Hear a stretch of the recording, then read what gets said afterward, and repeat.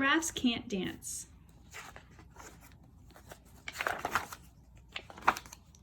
Gerald was a tall giraffe whose neck was long and slim, but his knees were awfully crooked and his legs were rather thin. He was very good at standing still and munching shoots off trees, but when he tried to run around, he buckled at the knees. Now every year in Africa they hold a jungle dance where every single animal turns up to skip and prance. And this year when the day arrived, poor Gerald felt so sad because when it came to dancing, he was really very bad. The warthogs started waltzing, and the rhinos rock and rolled. The lions danced a tango that was elegant and bold. The chimps all did a cha-cha with a very Latin feel, and the 8 baboons then teamed up for a splendid Scottish reel. Gerald swallowed bravely as he walked towards the floor, but the lions saw him coming, and soon they began to roar. "Hey, look at clumsy Gerald!" The animals all sneered. "Giraffes can't dance, you silly fool. Oh, Gerald, you're so weird." Gerald simply froze up. He was rooted to the spot. "They're right," he thought. "I'm useless. Oh, I feel like such a clot."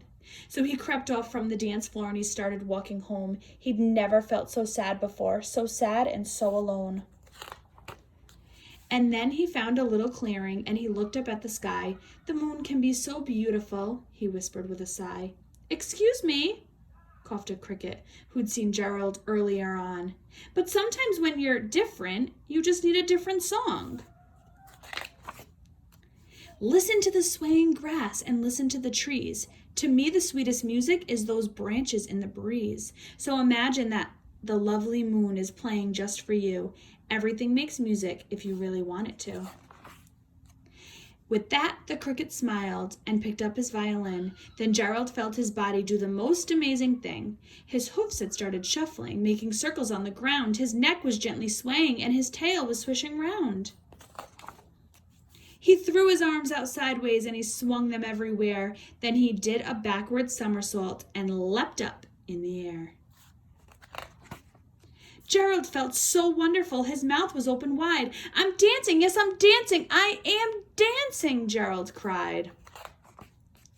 Then one by one, each animal who'd been there at the dance arrived while Gerald boogied on and watched him, quite entranced. They shouted, "It's a miracle! We must be in a dream! Gerald's the best dancer that we've ever seen."